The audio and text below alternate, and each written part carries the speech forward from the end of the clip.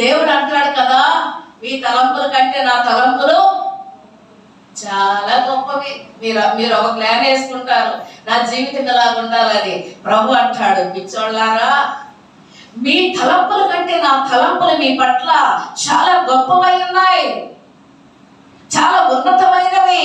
కాబట్టి నా ఆజ్ఞలు తీసుకోండి, నేను మీకు ఏది చెప్తానో అదే మార్గంలో మీరు నడవండి, భూమి యొక్క ఉన్నత స్థలముల మీద మిమ్మల్ని ఎక్కిస్తా అని దేవుడు చెప్తున్నాడు. కాబట్టి ఒక సామాన్యమైన మనుషులైనా సరే, విద్య లేని పామరులు యేసు ప్రభు ఉపదేశాన్ని అంగీకరించారు, యేసునాథుని ఆజ్ఞలు పాటించారు.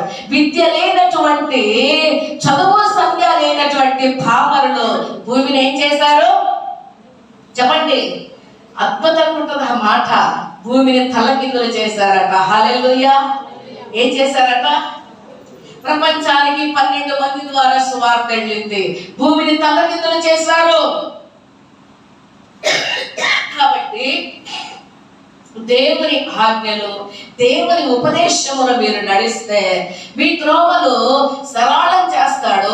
మీ మార్గముల మీద చీకటిని తొలగించి మీరు మధ్యాహ్న కాల తేజస్సు వలె ప్రకాశించేటట్లుగా ఆయన మహిమతో మిమ్మల్ని కప్పి నడిపిస్తాడు.